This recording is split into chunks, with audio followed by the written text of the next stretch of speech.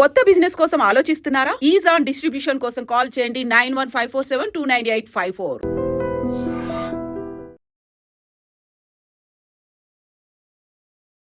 నమస్కారం, welcome to I dream. ధర్మ మార్గం విత్ విజిత కార్యక్రమానికి స్వాగతం.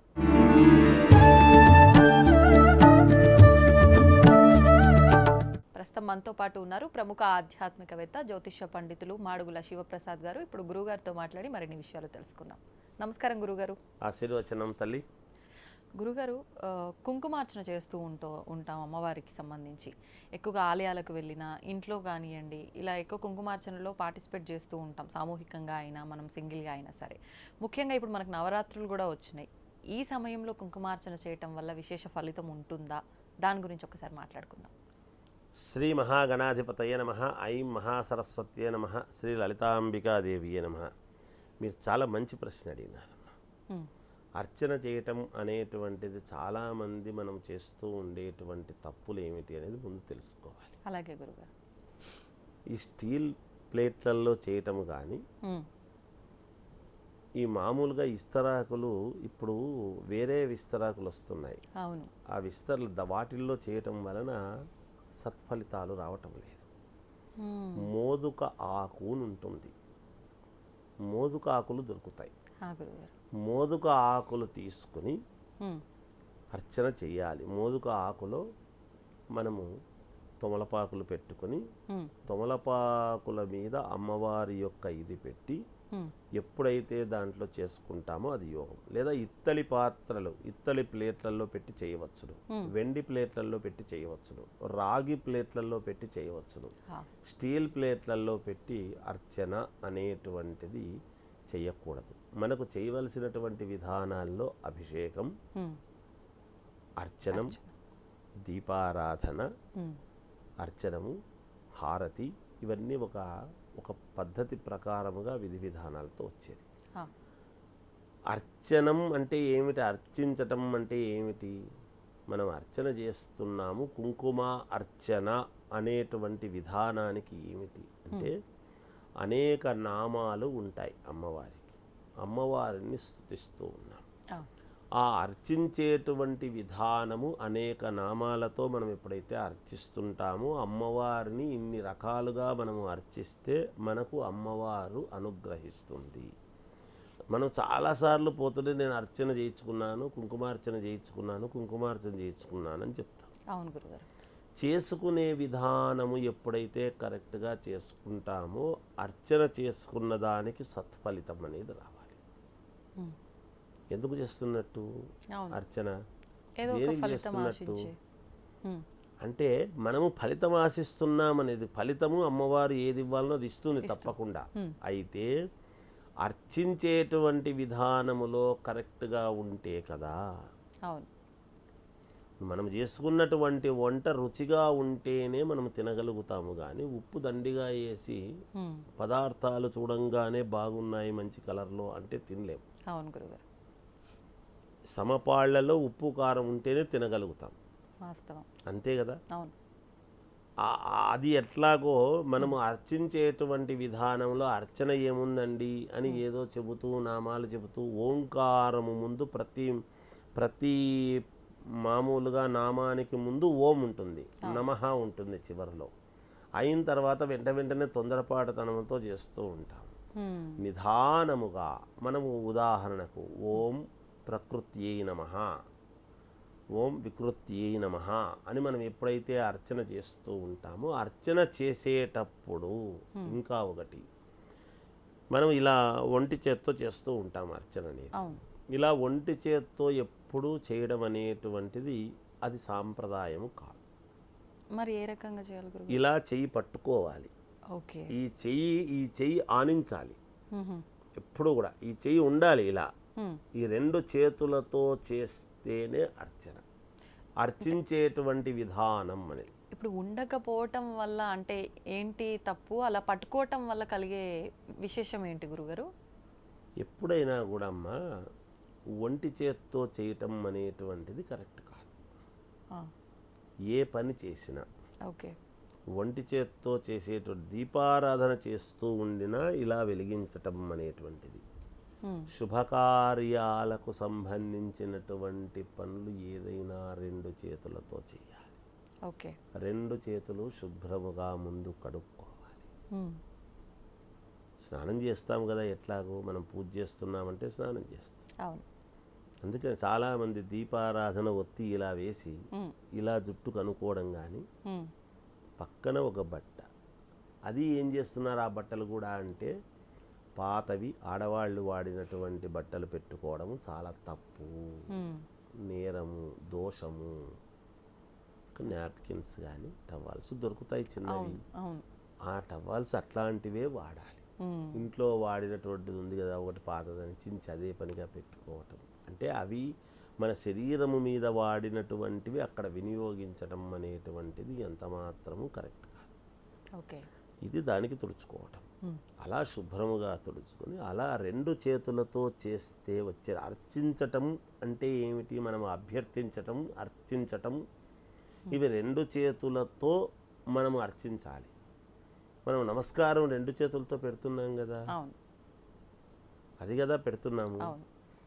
టెంకాయ కొట్టినప్పుడు ఇలా కొడతాము కదా, హారతి ఇస్తున్నప్పుడు ఇలా పెట్టుకొని ఇలా ఇస్తున్నాము కదా హారతి. అగరబత్తీలు తిప్పినా 2 చేయి పట్టుకొని ఇస్తున్నాం కదా. ఒకడే ఇస్తున్నారు అని అన్నప్పుడు కనీసము భర్త పక్కన ఉండి అప్పుడు భర్త చేయి పట్టుకో అని చెప్పి పట్టుకోమని చెప్తూ ఉంటారు. మామూలుగా పౌరోహిత్యం చేసేటువంటి అర్చక స్వాములు వాళ్ళు వీళ్ళు అందరూ కూడా చెప్తారు. భర్త పక్కన ఉంటే లేడు, అర్చన ఆమె మాత్రమే చేసుకుంటున్నారు, ఆడవాళ్ళు మాత్రమే చేస్తున్నారు అన్నప్పుడు ఈ చెయ్యి ఖచ్చితంగా రావాలి. ఓకే. ఎప్పుడు కూడా ఇలా అంటే మనకు ఏది ఫలితమో, ఏది సత్ఫలితమో, ఏది చేస్తే ఫలితమో అదే కదా కోరుకుంటారు. అంటే పూర్ణము ఎప్పుడైతే అమ్మవారికి ఏది చేస్తే సంపూర్ణమవుతుందో అది చేస్తే సంపూర్ణమైనప్పుడు అప్పుడు కదా మనకు ఫలితాలు వస్తాయి. చిన్న చిన్న పొరపాట్లే ఉంటాయమ్మా పూజల్లో. మేము ఎన్నో పూజలు చేసినాము గురువుగారు, మాకేం జరగడం లేదు గురువుగారు, మేము ఎన్నో పూజలు చేసినాం మాకు ఎందుకో జరగడం లేదంటారు. అంటే మనస్సు ఎక్కడో, మనం చేసే పని ఎక్కడో. కొంతమంది చాలా శ్రద్ధగా చేస్తానండి, నేను కుంకుమార్చన చాలా అంటే చాలా ఇదిగా చేసుకుంటాను, అయినా నాకు జరగలేదు అంటే ఇగో ఈ చిన్న చిన్న పొరపాటు ఎక్కడో లోపం ఉంటుంది. ఆ లోపం ఏమిటనేది మనం గ్రహించాలి. ఎప్పుడైనా మోదుక ఆకు మీద చేస్తే మోదుక ఆకు శ్రేష్టం. ఇవి మామూలుగా ఇప్పుడు ఈ ఇస్తర్లు వస్తూ ఉంటాయి, కింద పేపర్ వచ్చి అవి వేరే వాటితో తయారు చేసేటువంటిది. మనము స్థానము అంతా బాగా చేసుకుంటాం, శుద్ధి చేస్తాం, ఆ ఇస్తర్లు పెట్టి చేస్తుంటాం. దాంట్లో పూజలు ఎట్లా ఫలిస్తాయి? అవి ఫలించవు. ఆ ఇస్తర్ల వల్ల ఏమి పనికిరాదు. అందువలన అటువంటి ఇస్తర్లు కాకుండా మోదుక ఆకు శ్రేష్టము. మోదుక ఆకు మీద పెట్టుకొని చేయటం మంచిది. తమలపాకులు పెట్టుకుంటాము, తమలపాకు పెట్టుకొని దాని మీద చేయటం అనేటువంటిది శ్రేష్టమైనటువంటి విధానం. ఇది అర్చించేటువంటి పద్ధతి, అర్చన చేసేటువంటి విధానం తల్లి. ఇప్పుడు చాలామంది కుంకుమార్చన ఆలయాలకు, క్షేత్రాలకు వెళ్ళినప్పుడు అమ్మవారి ఆలయాల్లో కుంకుమార్చన చేస్తుంటారు కదా గురుగారు. అక్కడ నుంచి తీసుకొచ్చిన కుంకుమ వేరే వాళ్ళకి పెట్టడానికి కూడా ఆలోచిస్తూ ఉంటారు. అంటే మేము అర్చించుకున్నాము, ఆ ఫలితం అంతా మాకే ఉంటుంది, వేరే వాళ్ళకి అది పెట్టినంత మాత్రాన మాదేదో వాళ్ళకి వెళ్ళిపోతుంది అనే భావనతో ఆలోచించే వాళ్ళు ఉంటారు. నిజంగా అలా జరుగుతుందంటారా? అలా ఉండదమ్మా. ఎందుకంటే కుంకుమ అనేటువంటిది ముత్తైదువులకు సంబంధించినటువంటి విషయం. 4 ముత్తైదువులకు అమ్మవారి కుంకుమ అని ఎంత మీరు పంచుతారో అంత పుణ్యము లభిస్తుంది.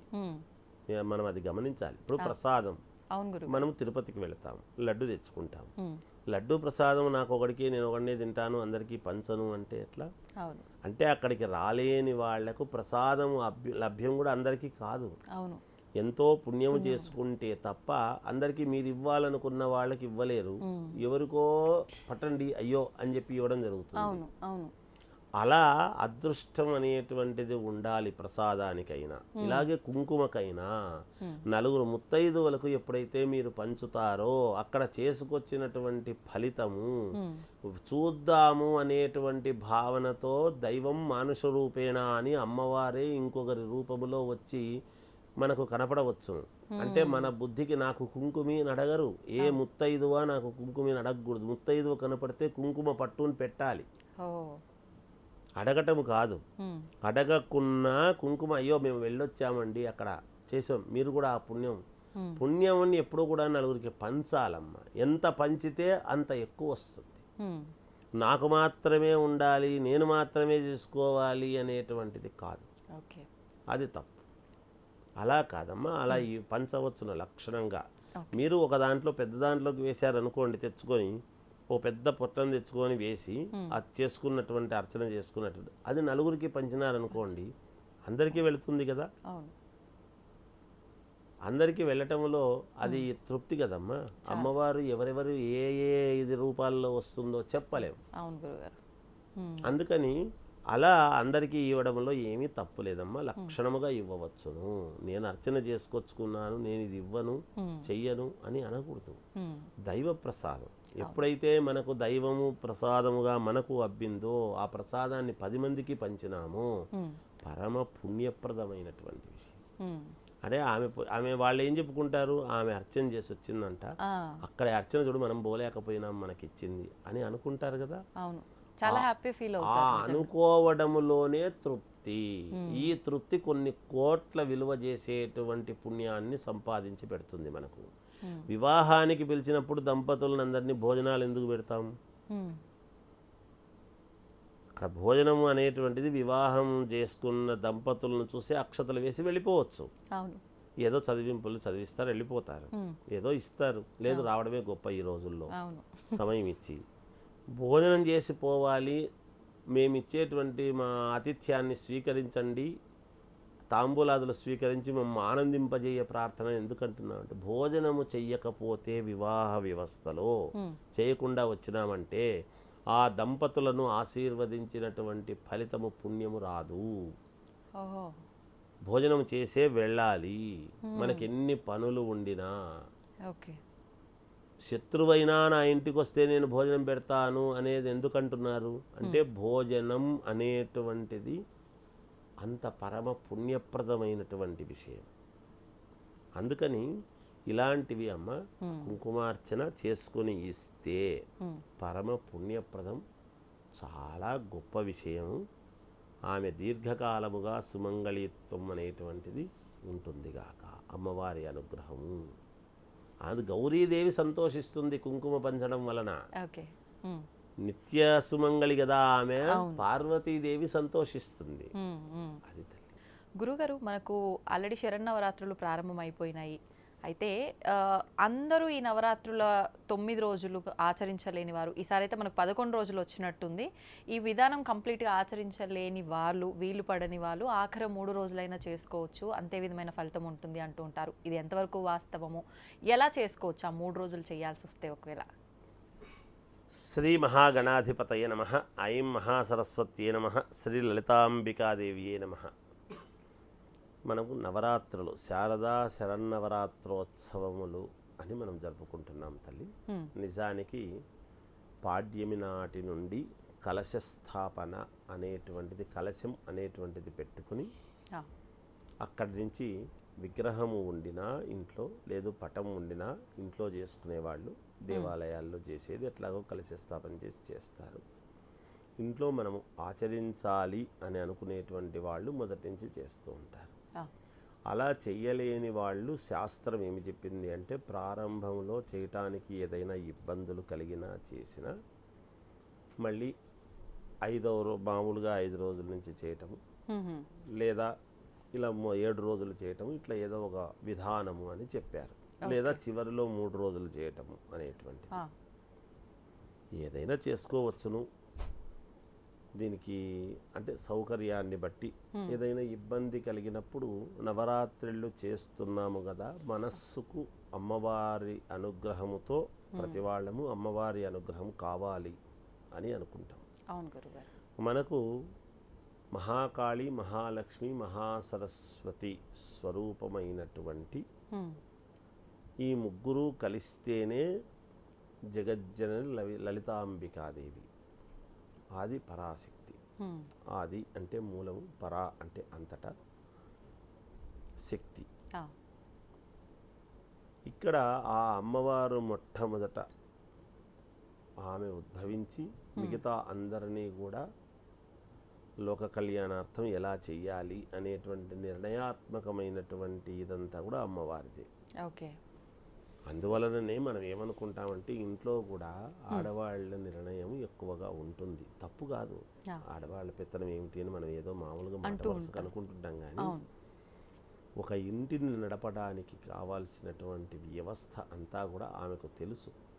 ఏ వస్తువు ఎక్కడుంటే ఏమిటి, మా ఆయనకు భవిష్యత్తులో ఏది ఉంటే బాగుంటుంది, పిల్లల్ని ఎలా తీర్చిదిద్దాలి ప్రయోజకులుగా, అవును. పిల్లలందరినీ ఇంటిని ఎలా నడుపుకోవాలి, ఎవరైనా బంధువులు ఉన్నట్టుండి వస్తే ఎలా నిర్వహించాలి, వ్యవస్థ అంతా కూడా స్త్రీకి ప్రాధాన్యత. అందుకే ఇల్లాలు అనేటువంటి పదం, ఇల్లు ప్లస్ ఆలు, ఇల్లాలు అని. అలా స్త్రీమూర్తి యొక్క ఔన్నత్యము కాబట్టి అమ్మ మిగతా 3 రోజుల పాటు ఈ చివరి రోజులు 3 రోజులు చేసుకోవచ్చా, ఎలా చేసుకోవాలి, లక్షణముగా చేసుకోవచ్చు. ఒకవేళ తిథి ప్రకారంగా అయితే ఏ తిథులు గురుగారు ఈ 3 రోజులు కూడా?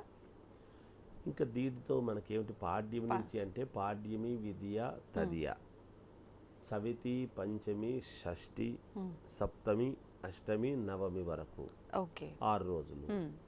లేదు అంటే సప్తమి, అష్టమి, నవమి అంటే సప్తమి 7వ రోజు కదా తిథుల ప్రకారంగా అయితే, అవును గురు. సప్తమి, అష్టమి, నవమి ఈ 3 రోజులు చేసుకోవటం, ఇంకా సప్తమి నాడు చేయటం, ఓకే. ఇలా మామూలుగా చేసుకోవటం అనేది జరుగుతుంది. తిథి ప్రకారముగా అయితే సప్తమి నుండి సప్తమి, నవమి, సప్తమి, అష్టమి, నవమి. అవును. నిజానికి దశమి అనేటువంటిది దశమి పండుగ.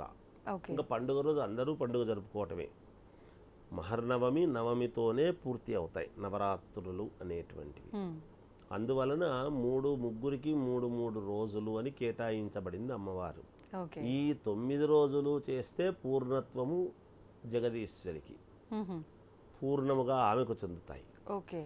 ఈ 3 రోజులు 3 భాగాలుగా చేస్తూ ఉన్నప్పుడు ఏ ఒక్క అమ్మవారిని పూజించినా ఆమెలో భాగమే కాబట్టి కనుక ఇది కూడా చెల్లుతుంది. ఆ 3 రోజులైనా చివరి రోజుల్లో చేసుకోవచ్చును. సప్తమి, అష్టమి, నవమి ఈ 3 రోజులు. ఈ 3 రోజులు మనము మామూలుగా అమ్మవారికి ఇంట్లో చేసుకునేటైతే దేవాలయాల్లో ఎలాగో జరుగుతాయి.